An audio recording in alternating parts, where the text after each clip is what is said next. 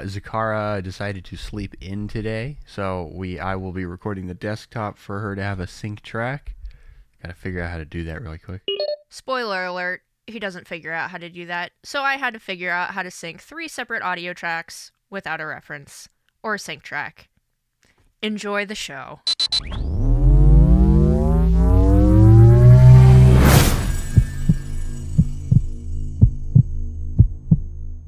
Hello and welcome. I'm Noah of the channel TravellingHalo, and I am joined by one friend today, Alyx G.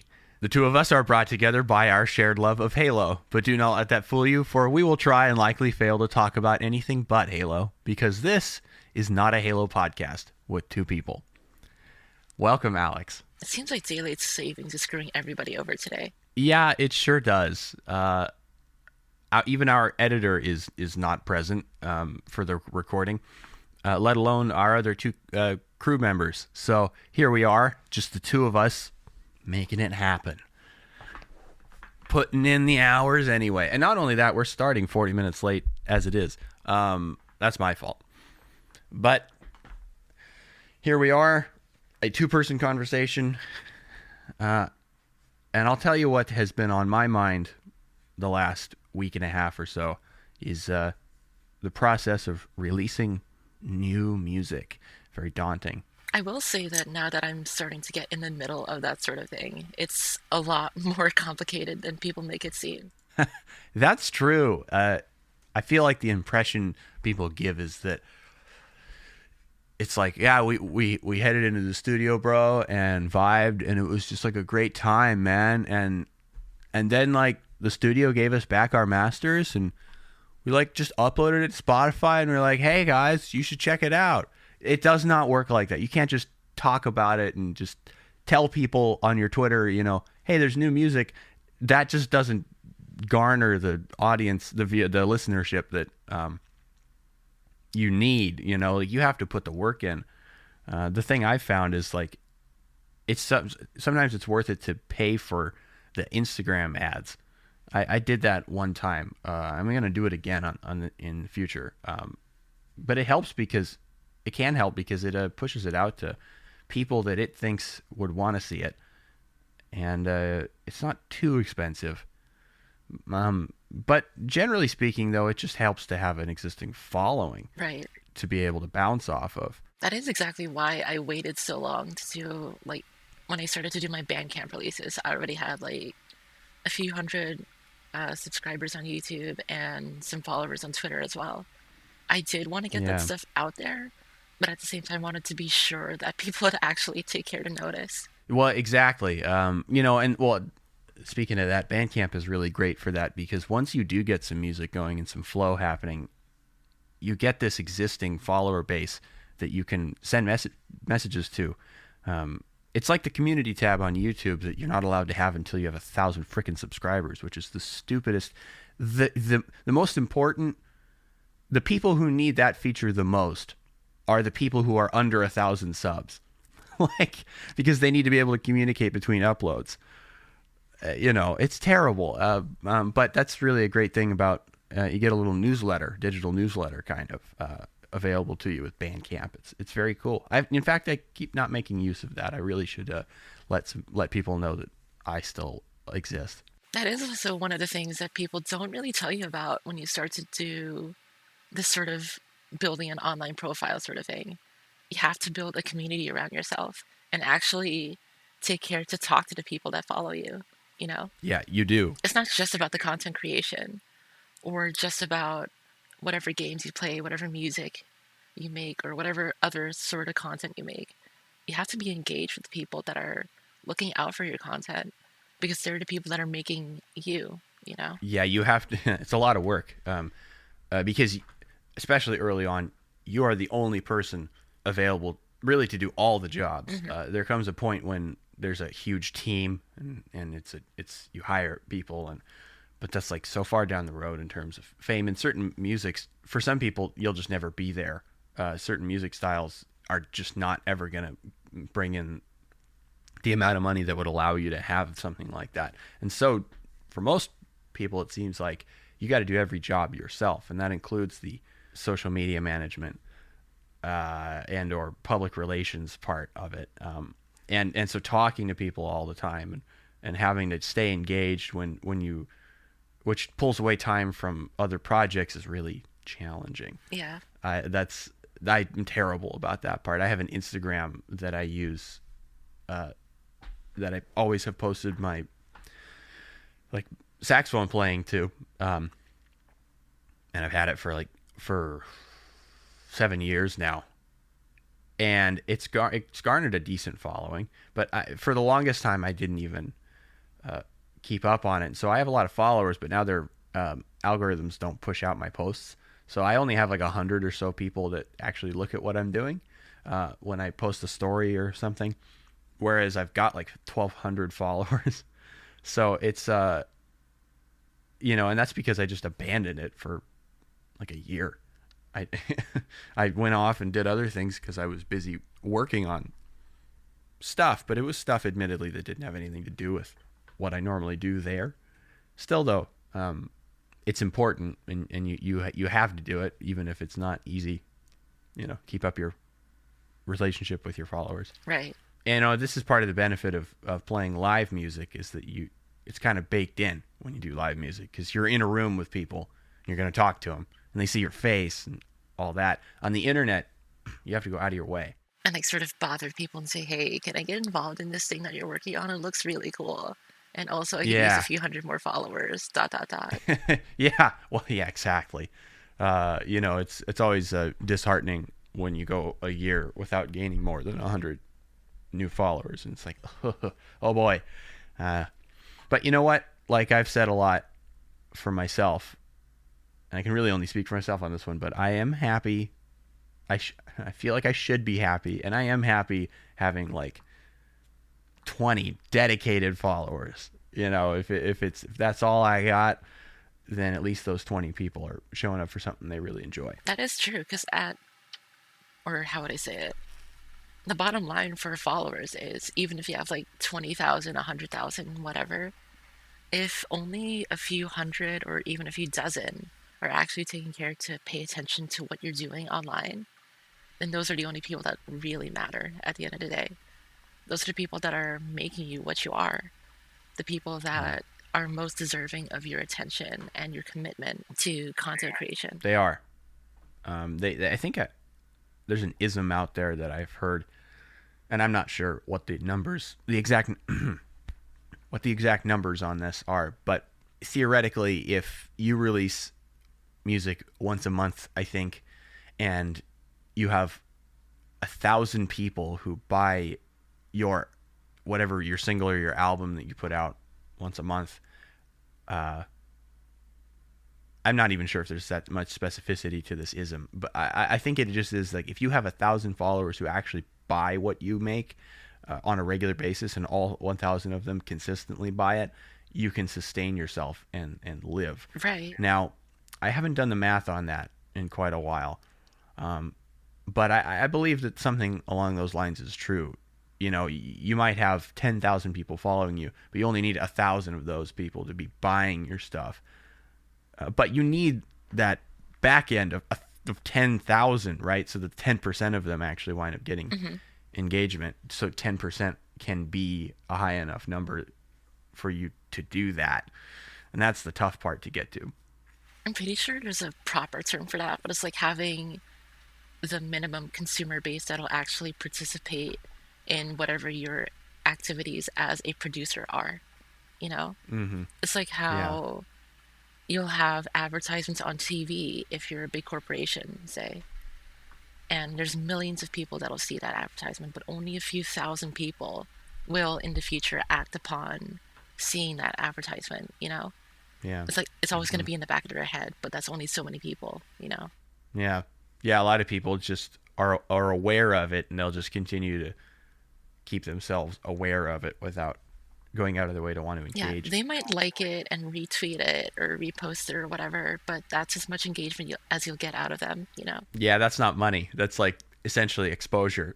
That's like the internet version of exposure. I'll pay you in exposure, trust me. Yeah, and that's what they're all doing. They're paying you with the exposure they have. And that's a bunch of people who probably have like 2 followers retweeting something. I mean, engagement is still important, but it's not really that helpful. Yeah, it's important for building that follower base, but it's not direct. That is not a direct line for making decent income or whatever. So yeah, that's always disheartening. It does sound a bit shitty to say, but what matters most when you're making content is the money, unfortunately. You have to keep sustaining it.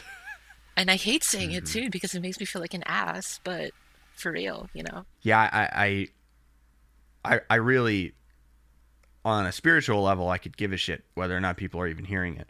But if I wanted to support myself making music, good God, it please buy my album. Right. You know, I mean, and that's why I feel very lucky, because I've found I'm currently in a job that has nothing to do with my art creation, and I always hawed that, and I always thought that would be essentially losing the battle, so to speak. Like that's basically a giant L in my mind when I was in high school. But I realize now that I'm able to support myself on a pretty decent income, with good benefits, and that's very valuable, because now I have the bandwidth in my life, the mental health space, to go and work on my music and other art without feeling encumbered by the need to make money.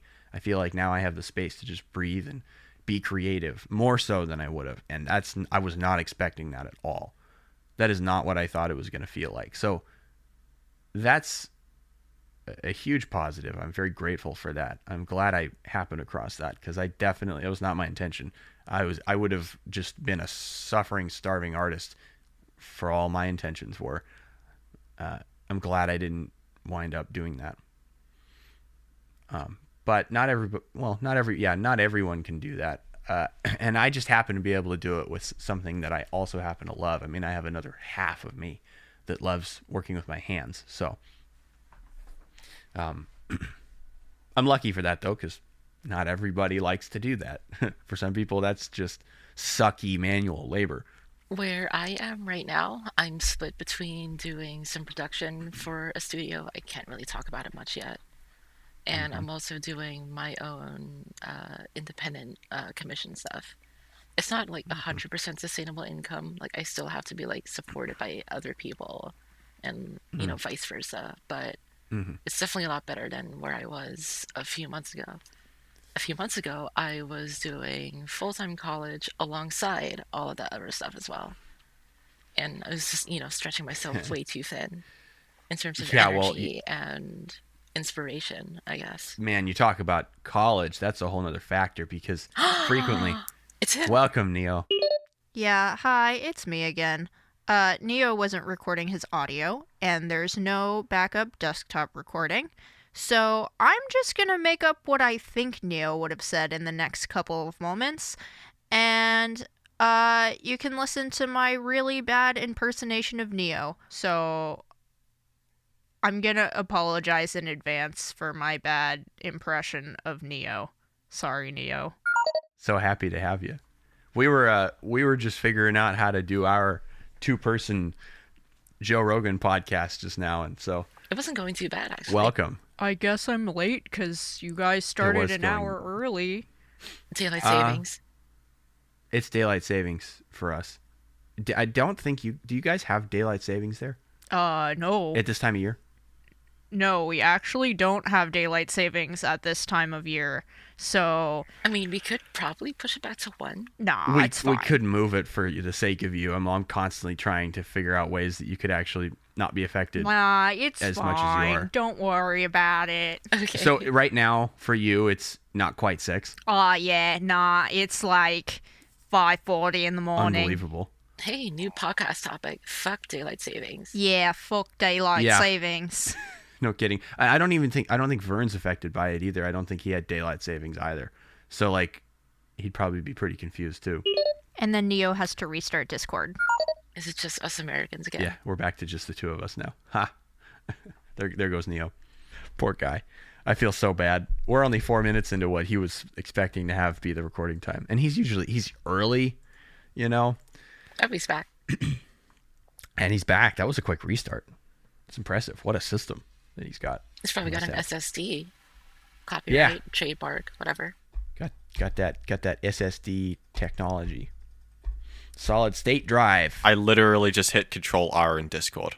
Oh, you restart Discord, not your system. Ah, Yeah. I was gonna say that is some freaking impressive restart time on your system. That's No, like I laser if- fast. if my computer rebooted that quickly, I would probably be to Mars by now. Yeah, it would have delivered your brain power, and you would have ascended. No, I got kind of unlucky. The motherboard that I happened to pick, which I thought was a good motherboard, and I guess it is a decent motherboard, it has this weird bug when the system posts, so it just, like, always takes... There's, like, a hard, like, 20 seconds when you turn it on, no matter what I do. It'll just always take at least 20 seconds before you even get video out of it, and then it boots normally. So it always takes a long fucking time to boot. Oh, that's too bad. So we were talking about music distribution. Yes. We were talking about building a follower base. Hopefully, we left it on a good note and a good addendum to that part of the conversation, because I don't remember where we stopped. So I will put it in another spot in that conversation. Now we'll start. Anyway, the other factor about music production that I've been learning quite a bit about in the last not learning, I mean, I know about these things, but I've been experiencing in the last week and a half as I've been trying to put out some music, is the actual production of the music. That part is the thing and kind of important. And oh, yeah. Absolutely. It sounds really ridiculous to say that out loud, but I don't know. I'm still kind of new to this. making music, yeah, aren't we all? The actual process of getting the music ready to, and you can tell I'm not a professional audio engineer or producer, because I'm doing my own production on this particular project, and getting the mix ready to be able to be heard across multiple different audio systems and sound good for everyone, or sound good for as many possible users as you can account for. That is pretty challenging. Like how can you make it to where the bass isn't way too boomy for somebody, but also you can hear it on at least half of the systems, and how can you I mean, I'm especially limited on what I'm working on, given that I'm like working with a mono track. It's just like I'm doing like a bootleg album, as you guys heard. I was gonna say, last week. yeah, how is that going? Because it sounded really good when I was still fucking deaf in one ear. I imagine it sounds twice as good now. That mathematically, that should be true. That's how that works, isn't it? Well, it's going awfully well. This last week, I've just sat on the mix that I made on Sunday and listened to it quite a bit and heard it in a couple different cars. The thing I found was a couple of the tracks are overly boomy, so I need to turn the bass down quite a bit. I boosted the bass pretty hard, and on nice headphones and things, it sounded pretty good. But you get into systems that have not as, that are limited relatively. Well, And though, you also have to take in, like, nice headphones and nice speakers will still sound different from one another. You have to Right. account for... Yep. Yeah, because things like proximity effect with speakers, like if you have headphones, right, versus actual large discrete speakers that are, Right. they're further away from you, but because the drivers 3 are foot away, much, 4 much foot. larger, the proximity effect of bass, I think, travels a lot further. I don't use... I have my dad's pair of KRKs on this desk, but I haven't gotten around to setting them up, and I generally don't use them because, aside from my mother knocking on my door and complaining at me to turn it down, because I don't have bass traps for them, and because they're right up in my face on the desk, the bass is actually really exaggerated on them if I listen to them just normally. So it actually almost makes them kind of unusable in my current environment for critical listening due to that. So I don't use them. Yeah. Reference monitors, I'd love to be in a environment where I can do mixing and work on stuff with open air monitors rather than having stuff in my ears. But you have to have a space built for that. The room's got to be built for that. Acoustically perfect or whatever. Yeah, and that's just not conducive to most like small time production. It's just not. But it's been very interesting to do this thing of I call it the car test, and take it out and put it in multiple people's cars, because people mix their cars differently, and frankly there does come a point when it's a little silly and you can't account for people who like to turn their bass way up, and when your jazz bass is too boomy it's like, well, that's their fault. But what I want to do is try to figure out get my setup put together in such a way where on my actual in-ear monitors that I have, I can know without having to go do the car test what's going to be too much and some of the basics at least, and get it 90% of the way there without having to actually literally put it in people's cars, because frankly I can't do that on everything I produce. And to the people who listen to music in their cars, please stop turning the bass and subwoofer all the way up.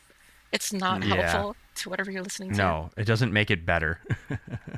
It's usually because most car speakers kind of sound like shit by default. Yeah, most of them are very tinny, and so they think they're going to make up for it by turning the bass up. Like when you consider that driving a car is quite rumbly, it's generally trying to sort of account for that. Wow, that grunt just nearly stuck me.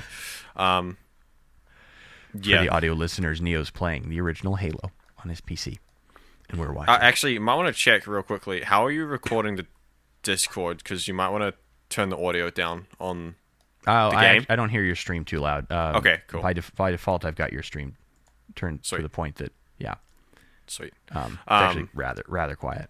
Actually, you can't hear it at all because there's no desktop recording. But anyway, back to the show. So, at the moment, how I've been mixing is I have two pairs of headphones. I've got the 7506s and the CD900 STs, which are both by Sony. And the CD900 STs are sort of the flagship of that same range from back in the 90s. They're supposed to be kind of like the cream of the crop in terms of, I guess, being the audio equivalent of like the silicon lottery that you might hear about with CPUs, where, they obviously, whatever their cast or their mold is, they make like a whole bunch of them. But only some of them actually sort of get up to that higher spec. Yeah. And they both have neodymium magnets, I believe, which I don't know what that means for the sound. I just think it sounds cool, saying that word. But the frequency responses. There's got to be a marketing like opportunity there for you. Yeah, true. But yeah, they have a very different sound signature. I actually genuinely don't know if the CD900 STs are truly flat, so to speak. I don't think they are, but they're very like balanced and well-rounded. It's very good for listening to jazz or acoustic music, or a lot more of like how Japanese pop was mixed during the 20th century, and stuff like funk, things that are a lot more kind of directly applicable for your craft. Maybe. But it definitely feels much more suited for vintage listening. Like I listen to that stuff and I'm like, I feel right at home. This is the era that, these headphones I think were designed for, which makes sense because they came out in the 90s. Sure, or certainly. the 80s. Certainly. I think they came out in the 90s. Well, my thought being that there's a maybe if not directly, then there's a potential opportunity there to create some parody with some of that music on your end. Well, yeah, but at the same time, though, that a lot of the Japanese market of sort of that sound is very different. It's much sort of softer and warmer than the West, where I think producers were just slamming more coke, getting it into the mixing faders, and then just being like, shit, we got to turn the high end up. Something along those lines. I'm positive. Yeah. So there's actually quite a difference there between sort of Eastern and Western stuff from in my opinion. Yeah. I think. But the 7506s have a very accentuated high end, right around kind of the high end of where vocals sit. They're very bright sounding, very not ear piercing, but definitely a bit fatiguing to listen to them for a concentrated amount of time. And obviously they exaggerate the vocals. Yeah. It's very good for revealing sort of issues with vocal takes. Yeah. And kind of if you have any sort of bad spots in the mix, it really makes them known. But it's also, they're not true. But for the 80s stuff that I make, they sound fucking awesome on the 7506s. However, I'm also aware of the fact that treble is much higher than is true. Yeah. And the bass response is a little bit different, where what sounds good on 7506s sounds muddy as fuck on the CD900 STs. So what I do is I go between the two, and I kind of find the middle end. So on the CD900 STs, there's a couple of bass frequencies that sound real bad the way that I usually would mix my like snare, for example, and the snare will have just like a rumble to it. So what I do is I get on the CD900 STs, I use an EQ to find the bad spot, turn it all the way down, switch back to the 7506s, and then I slowly bring that frequency just enough so I can hear it's there again, but so that it's not boomy. And I basically just find the best middle ground between the two. That's a great technique. And then that's sort of where I start from, and then obviously I check with speakers and stuff as well. But I've found that's a pretty effective way of getting a mix I can be confident with, even if I can't actually verifiably test it on everything. Yeah, that's a fantastic technique. There's probably at least one person listening to the podcast that will yell and scream at me about how wrong I am, but it works for me. Or there might be at least one person who actually knows what you're talking about. Or there might be one person listening who wants to steal what you're doing. 6 one, half a dozen the other. You can't steal technique, you can only get better. That's what I say. Some would argue. Some would definitely argue. Okay, no. In the terms of like mixing, where it's kind of objective and not like instrument playing. I'm not saying I'm arguing, but some people would argue about like certain production techniques. I'm not saying I'm arguing. Oh, sure. Classic. Yeah, exactly. No, seriously. Yeah, no. I know, especially for like 80s metal bands, they would like sort of make a trademark sound, and then nobody else would steal it.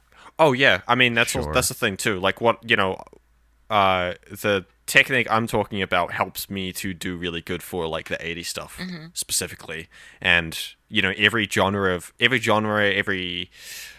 no genre is really truly flat. I'm pretty sure. So you're kind of always mixing to there's some sort of like flavor with different genres, that you're mixing to make it appeal to that genre. That's always inevitable, and techniques may not apply to every kind of genre as effectively across the board. No, this is so true. Like you mentioned, acoustic music, particularly when it comes like to jazz. What you want acoustic or sonically out of that, geez, it's like it's not even similar to a lot of musics, because there's first of all, you have a lot of variation in recording circumstance. Generally in the listening realm, not the producing realm. Although in the producing realm, like in my case right now, you can still have wide ranges of recording situations, or recording circumstance, that is, and it affects massively how you're going to go about mixing the thing. But also, you can have such wide variation in actual hardware that's getting recorded. So different instruments, a brass instrument and a woodwind instrument are just so different to record and then to produce and make sound good. Brass instruments tend to be really clean. It's kind of like recording a bass in like direct line rather than miking like the bass amp. Yes. It's like that with a brass instrument, because they're just the woodwinds have to be recorded with quite a bit of room sound and sound good that way, which can be a benefit and a hazard. But then brass instruments are the opposite, and that can be a benefit and a hazard, because they can. It's very easy to make them sound just awful. A bell microphone on a trumpet is just challenging. It's tough. So I imagine it's one of the downsides of those being really resonant instruments as well. certainly, Like they have a lot of really bad sort of frequency hotspots. Yep. From sort of what I've heard of them. So that's always something that is a fun challenge to deal with, I think. Or I imagine, because I don't work with that stuff personally. But it doesn't sound fun. I was about Yeah. to say, going back to distribution, there's also, when you're mixing, you weirdly enough have to consider what audience you're producing for. It sounds strange to say, but people are going to be expecting a certain sound from certain genres of music. Like, especially That's if you very want to true. make music for black metal fans, for instance, you want it to sound like shit. You want it to sound awful and miserable to listen to. Just got to grind it into the ground. Exactly. But if you're producing for fans of prog metal or jazz or fusion, that sort of stuff, you want it to sound as clean and spread out through the channels as possible. You want everything to sound really nice and precise. Yeah. That's so true. People's listening experience is incredibly dependent on their people's listening expectations is incredibly dependent on their experience, their prior experience. And you have to have parity with other like artists, which is tough when you have a music that is new and really innovative, because then like what do you try to aspire to be similar to when you're doing something that's never been done before? Like, who would listen to Not this? I haven't had a It's kind of funny how sonically there's an established norm for doing things, but it also depends entirely on people just consistently doing that norm. it There's does. no rule that actually says you have to do it that way, but you risk alienating whatever it is you make at the expense of doing that. You sure do. I know. There's a lot of that though with music. We could go on and on about examples of music theory and music production, and the writing aspect, which is related to the theory. You could break the writing down into multiple categories. The actual style of playing, all these things are things. They're just conventions that we've all agreed to do similarly, but there's no specific reason we have to do any of that way. And I think the exploration of those norms and pushing and pulling against them, the boundaries of them, is what is up. Sushi is what is up. Sushi is what is up. Yo. Yeah, but established norms and conventions are tough. It can be artistically. Well, I mean, the entire interest of being an artist is the push and pull against those boundaries. But sometimes they can be frustrating. But the entire experience of being an artist is frustrating. So there you go. We all live in abject misery every day. Yep. That ain't even half of it. we sure do. Yeah. Anyway, yeah, so that was on my mind, making music and getting it ready. And then the other thing is like packaging it in such a way that is consumable by someone else. Because when you're in your workspace and you're in your laboratory sort of, and it's late at night and you're making the thing and you see the genius of it, that's great. You're the audience of one at that point and you fully understand it. But then, making the monster visible during the daylight hours is the tough part. That's the part I struggle with, because I can sit and diddle on saxophone and write a bunch of notes out that I think make a lot of sense and are interesting and have some logic to them, and it's like, yes, this is cool. I'm having a good time. But making it consumable for someone else and something that they will want to spend their time, which is precious and limited, is that's the really tough part. How do you? Not to mention money. Yeah, well, I mean, thinking about the internet with thumbnails, like on YouTube, the thumbnail is pretty much one of the most important parts, at least in terms of, if not substance and retention, then in terms of click-through rate and gaining those followers. Like, it can't be too. First of all, here's what I struggle with. I don't want to lie to them about what they're going to get, but I also want to hook them. Right. And hooking them requires playing into something that they already know about in some way. That's what's difficult for me. You have to find something. You have to, first of all, assume whatever it might be that they would be interested in, which you can be easily wrong about, because, again, you don't even know if you don't have a specific idea of who it is you're going to be reaching, you just have to guess at that point, which is all about the, knowing your fan base. Yeah, being I think I'm currently at the stage where I'm still trying to figure out, I guess, how to sort of sell myself in the sense of actually being sort of attractive and like sort of the marketing aspect of it. Because I'm pretty comfortable in the product. I actually no, that's complete bullshit. You're attractive, I'm not comfortable Neil. at all. Thanks. Don't worry about that. But from a music standpoint, for me, I mean, I have going from my rough insights, because I'm not really a marketing person, or I'm self-managed at this point, arguably, because I'm just starting out. Yeah. I think I have a really loyal fan base of about 20 or 15, 15 followers. Yeah. According to sort of the streaming platforms, based on activity with the stuff I've posted on YouTube, stuff like that. And those 15 are great. I love them. You guys are fucking awesome. My question is, I'm trying to figure out what have I done exactly, or what do I do that can directly grow that in the most substantial way? Right. To just increase the reach. Grow it and not alienate the people, those 15 who you currently have, not becoming something you aren't. Well, those 15 are probably following me for being me, which is good. Sure. Those are the people I want to. I want to find more of the people that want me exactly as I am, so to speak. I think people, because I don't want to have to, outside of the kind of normal industry push and pull, I don't really want to have to cater to what other people want, especially sort of with the actual cultural connotations of new wave coming from a place of punk and fighting against the corporate.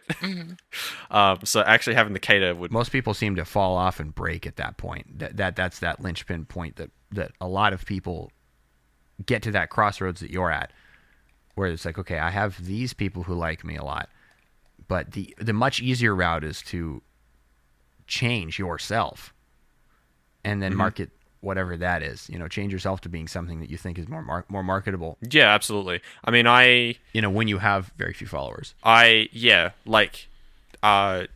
kind of things like that. Like, I don't really, I have a YouTube, but I don't really use it for, I don't actually even really use it for my music, let alone use it for all. I kind of just upload random shit to it. So that's not really an audience that is particularly, sort of like a primary part of how I reach people at the moment. So I believe I've only got about 150 subscribers.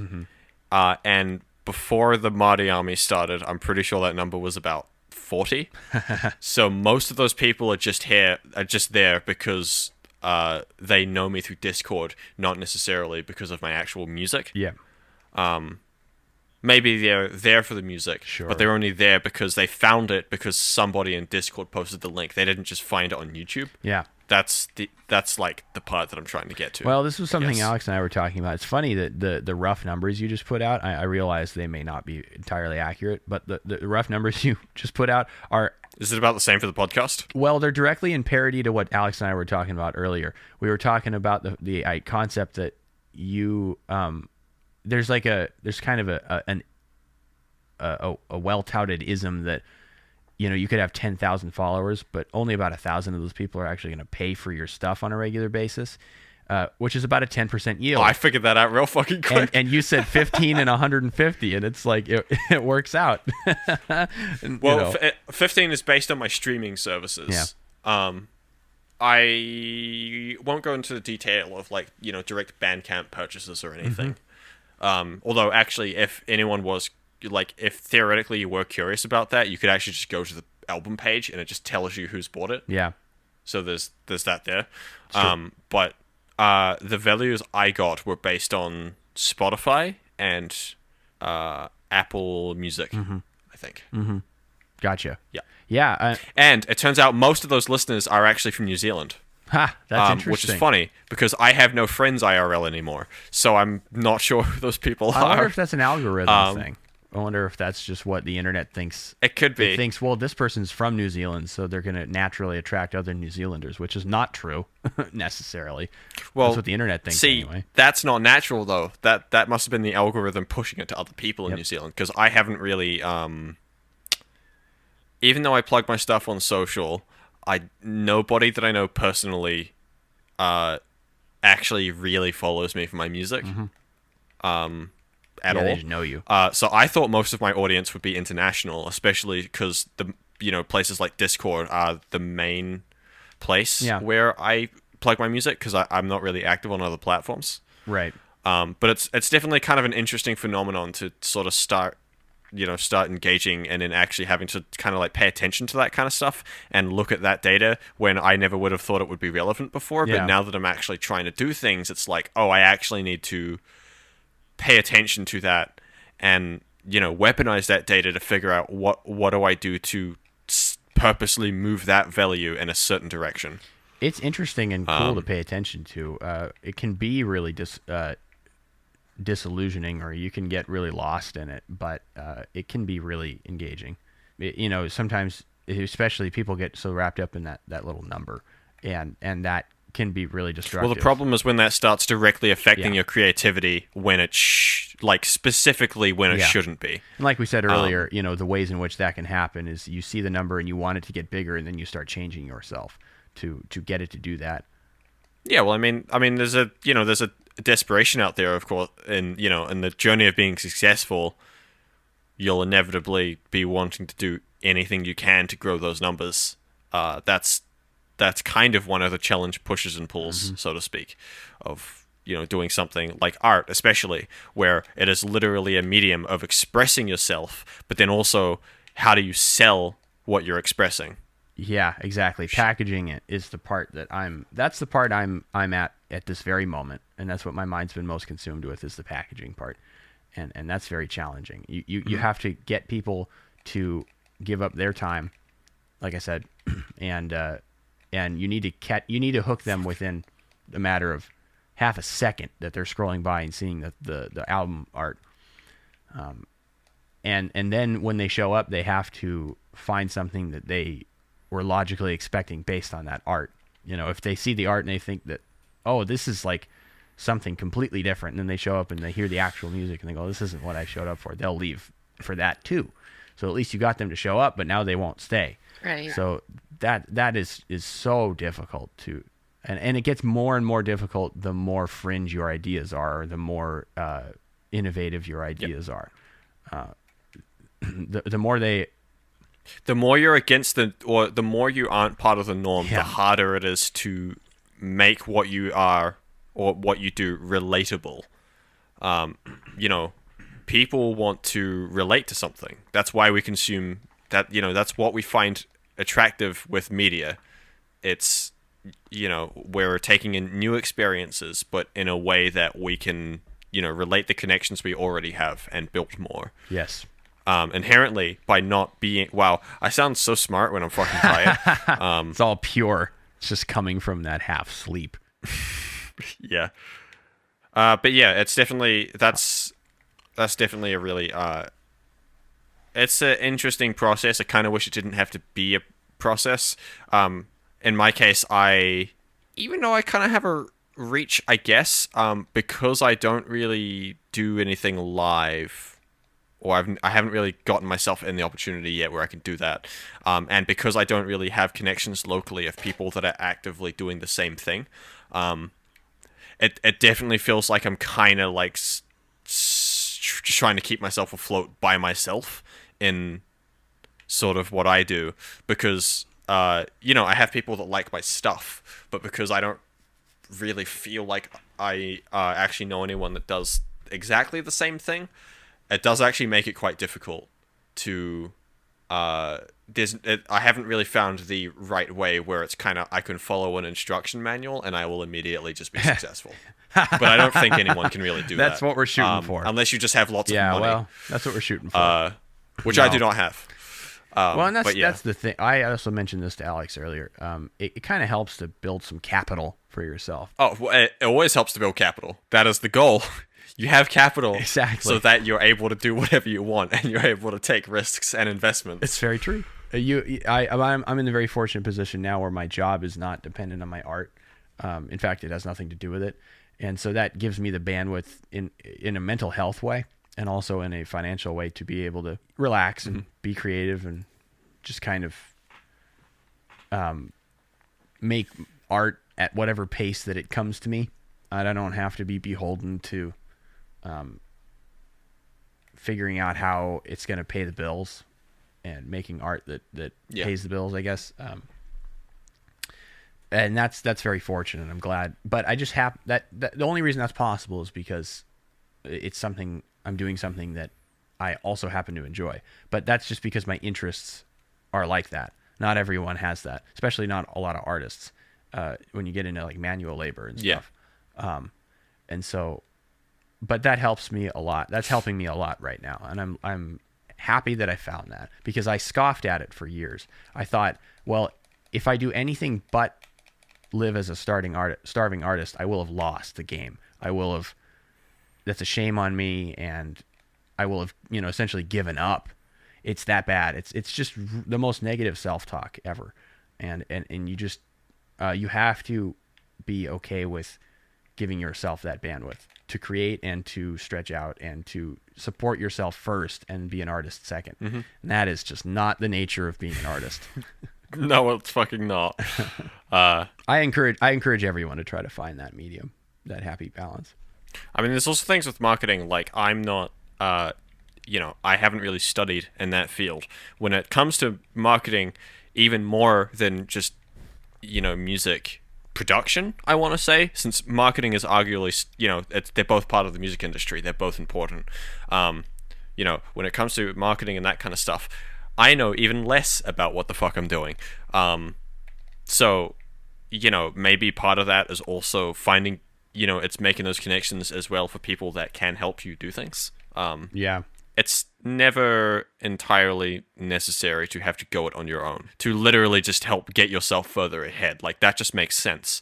The trick is finding the right person. Man, that's so true. That's the hard part. Finding a collaborator or collaborators that are that understand what you're trying to do and want to be part of that and not change it it's a huge trust fall. I mean, it's almost worse than a romantic relationship. Like a working relationship for creating something with somebody can be almost more emotionally challenging, or at least equally emotionally challenging to sustaining a romantic relationship with someone. I mean, the automatic biggest thing ways. that, the biggest change in things is, well, once you start bringing people on, congratulations, now you have multiple mouths to feed, not just one. It's no longer just yourself that depends on yourself. Other people are now also depending on you to do whatever you do. So that is sort of the other side of that, right? Like, that's like starting a family. Yeah, essentially. And ultimately, it all has to be a cooperative thing. Like, you all have to be in it for the same goals and have the same understandings. Otherwise, I can't imagine the dynamic of those relationships ever being healthy. And if you look at the, traditionally with, it's probably the same for like things like film and stuff as well, but you hear so many stories about, they're just relationships just completely breaking down between artists and the sort of team members that they work with that actually help them sort of get to places. It always ends up just being people screwing up other people, or the artist just like gets really fucked up and just completely just destroys themselves in terms of actually being able to like do performances, or there's so many things that can go wrong. Yeah. And it's that's why it's definitely a tricky situation. That's why it's great when you find a Marty and Mike and a John Williams and Steven Spielberg and these great duos that their output is able to be more than double. When you make it two people, the output does not double. It goes beyond that.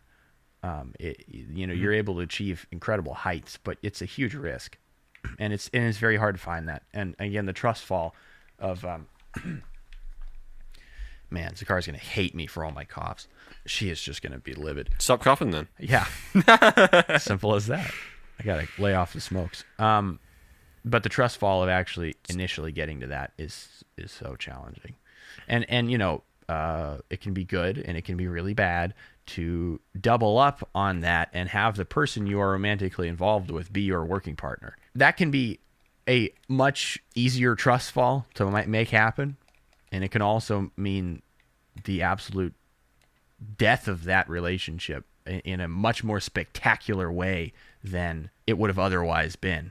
Yeah, absolutely. It's I don't recommend it, but if it's something that winds up happening to a person, it can be a fortunate situation. That way you're not having to balance multiple of a similar kind of thing. It's really only one relationship you have to make sure and maintain. If it's a good one, good for you.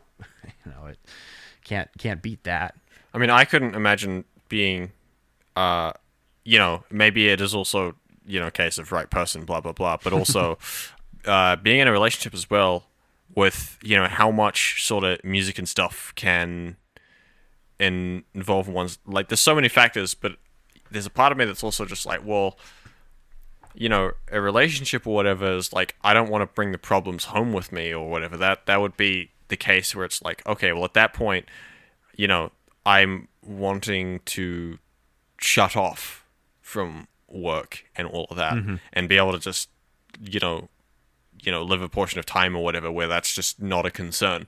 And I would hate to bring someone else into that, you know, more than is absolutely necessary, because it's like, oh, well, I mean, I'm stressed and looking to get rid of that stress. Great, now I'm just bringing the stress to the other person too. Now you just have two stressed people. Or they're directly involved in that same stress. Yeah, exactly. But maybe some people obviously probably thrive off that, so everyone's different. Well, I will tell you this from experience. It has to do with scheduling, and saying, here's working hours, here's off hours, and being really, really firm about that work-life balance in a way that is so much more intense than your typical work-life balance self-scheduling, which is totally possible. It's just it's work, but you know, again, if there's enough reward in that relationship, it's work worth doing. But that's not something most people wind up experiencing, because frankly, I don't even know if there is somebody like that for every person on this planet. I don't know how that works, because I don't have mystic cosmic answers to everything, if you might believe that. But I think about it a lot anyway. But ultimately, though, packaging your art is really a advertisement and packaging of yourself, because your personhood is in your art. And so when you make something and try to advertise it, you're advertising you, really. And so for people who don't like to self-promote, that's just total antithesis of what you're trying to go for. I mean, it's like... Oh, yeah. You know, that's the part, too. Like, I actually, you know, I don't know if I'm an introvert. I think I just don't like being on stage. You know, despite appearances. You get stage fright, but you're an extrovert. Maybe. Well, not stage fright? I maybe would say that I am an extrovert, because I feel like I thrive off of... I mean, I know with music, you know, obviously I like making music, and I get a sense of enjoyment from, you know, making the things for myself. You know, if your art first and foremost isn't from a place of doing it for yourself, you're probably not doing it healthily, I would argue. Yeah. But, you know, with music, I thrive. Like, I don't know what it is, but, you know, hearing how other people, how my music, affects other people, and, you know, in the context of this, I mean in a good way, obviously, but, like, changing other people's days for the better, or, you know, doing something where the things that I make seems to make a difference to them, or entertaining other people, like, I get an energy that I just thrive off like that, which I don't get when I'm not with other people. Yeah. I wouldn't necessarily describe myself as like the center or life of a party, but it's like I like being in it. Well, I'll tell you from the outsider's perspective, I definitely think that you're more or less extroverted, and you definitely like the social aspect, or at least you're capable of running the social stream of consciousness, I guess, in a room, you know, in the best way. You're very sociable. I hope so. Easy to talk to, and you have interesting things to say, and you're interested in people. And those are the things you need to have to be able to be a good socialite. Which those of us who aren't good at that, the immediate thing I can think of is just because I'm playing Halo, is in the game type settings for Halo 1, you have like your number of lives, right?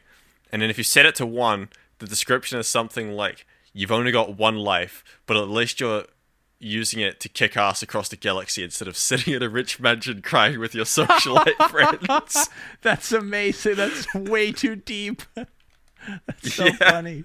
Whoever wrote all of the like stuff like that is fucking great.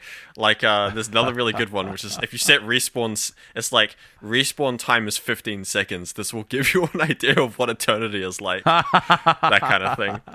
That's amazing. Or 3 balls, thrice the fun. That's so for the oddball settings. existentialist. I encourage everybody to read through the game type settings if they ever install Halo. It honestly, it comes from a very interesting place of philosophy. I would argue it's a philosophical book everybody should read. That is hilarious. Well, that's kind of a Bungie thing, isn't it? It seems like they were interested in kind of like being the stoner guy at the party who actually thinks a lot more deeply than you expect him to. And so he's just a fun, jokey guy, but then he makes the conversation mad serious, mad quickly. And you're like, wow, we just went there. Well, it's also, some elements like that is some of the stuff where, not to fault of, necessarily Microsoft or anyone in particular, but I think, especially when it's very much a business thing and, people are joining together to get involved in something bigger, you really are just becoming like an entity where I think a lot of personality is lost like that in the quest to, be, that's probably stuff because it's like, oh, well, you're wanting to, Bungie and Microsoft are trying to, make a product that appeals to as many people as possible, etc. They're hiring on so many more people that the individual personalities start to sort of fade away, and all that you have left with is sort of the larger product, I guess, so to speak. That is always something, especially with game devs, that is very noticeable as teams get bigger. Yeah. I'm not really I don't really study other forms of media, so I don't know how much that translates to it, but I would say that seems on the outside like that applies to nearly anything. Yeah. Yep, it sure does. I definitely think about that quite a bit, and I keep a lot of, when I self-produce, I mean, put it this way, I'm not controlling, I just want it done a certain way. And generally speaking, my life motto is, if you want it done right, do it yourself. And that is very much to my detriment. Letting go of the reins is just not easy to do. I mean, I don't know what the fuck I'm doing. I'm doing it myself because I don't have any other choice at the moment. Well, it's a combination of those two things. I'm blessed to have a lot of beautiful friends who are all very multi-talented. I mean, the whole do it right thing as well doesn't necessarily come from pessimism or anything as well. It can also just be in the sense of just being passionate in what you make. You want to fully realize your vision and something that you love so much because you care for it. It doesn't necessarily have to be in a negative connotation either. True. Which I think is something that people maybe overlook. No, they do. No, that's common. That's easy to have happen. I just think that it's not a bad idea to let your friends get involved, like we were talking about earlier, sometimes, and let them have input, because it takes a little bit of work off of you. And if it's done in a way that understands what you're going for, then it can only be a benefit. Now, it's not hard to have that element, the element of your artistic intent, get lost. That's not hard to have happen, because as soon as you input other brains, particularly ones that aren't completely sold on whatever it is you're doing, whether they meant it maliciously or not, they just probably won't be able to capture that. And that's the part that's hard to let the bird fly out of the nest on, for me. I just have such a specific idea of what it needs to be that it winds up that I have to be the one to do it. most of the time. And you know, again, not like that's the end of the world. It's not, but it does mean that productions take longer, and it means that you're not as nimble to react to changes and spontaneity, and you know, that can be good and bad. Yeah, absolutely. Yeah, that is the beauty of jazz, actually, because jazz is a music that really is only good when it's done in person, and you know, which makes it inherently collaborative. Well, it's also like a very intimate genre too, right? In the sense of, well, it really is about the music speaking to you and vice versa, like that. I mean, when I think jazz, I think it's one of those genres where it's like, well, okay, you can get into the foot of, you know, understanding jazz from things like ethereal level, but like no robot that plays jazz is interesting. Yeah. I'll tell you what, and exactly what you just said there about, well, if a robot plays jazz, it's really not that interesting. I'm sure if a robot played many kinds of music, it wouldn't be too interesting, although there's some musics that lend themselves better to that, to automated playing than others. But jazz in particular, it doesn't work, and I'll tell you exactly why. It's because jazz, more than most other musics, is more about the musical conversation between the musicians than it is about the audience, and what they'll experience. And there is a conversation happening when there's jazz. And if you can speak that language, it's a very vivid conversation, incredibly clear and very specific and non-ambiguous, which if we can't get a robot to have a conversation in English, then they're not going to have a musical conversation either. If they can't intelligently respond or emotionally respond to another player, then it's no wonder that when they make music, it's not going to sound any good, particularly like jazz. But that is what jazz is all about. It's about this musical conversation happening, which does make it incredibly intimate. It's like what we do here on the podcast, but you're doing it with instruments. And when you have a small room of people, sometimes the audience being as large as the band itself is, that's also incredibly intimate. And also traditionally jazz is made in you know, clubs or whatever, live. Yeah, I mean, that's kind of what I'm recording. thinking of, right? It's about really actually being there right in front of the experience as it happens. Yep. You got to go see a what makes live it so jazz special. show. It's not the same as listening to a jazz record. In fact, I don't listen to a lot of jazz on record because it's just dry, and not because the musicians aren't playing well, but you're not there. You're not in the room. You're not seeing the facial expressions, and it's just a way different thing.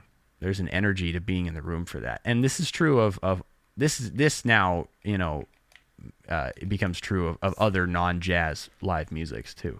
All live music. Yeah, 100%. But you know what? I'm very happy with that conversation, though. I'm happy with what we put out there. So, on that note, thank you all for joining me today. Not a Halo podcast is a creation of Pseudofusion Productions, free of any funding. If you'd like to support us, please share the podcast with someone you love, and please support the crew members, Alyx, Neo, and our missing and beloved Wernissage on their respective platforms, listed in the description. If you'd like to see us grow even further, you can support Pseudofusion on Patreon, where you can get ad-free audio versions of this show the Friday before release. Thank you all for your support. I'm Noah. That's Neo. Thank you. And there's Alyx. And this is not a Halo podcast. Goodbye. Bye. Adios. I'm going to stop recording.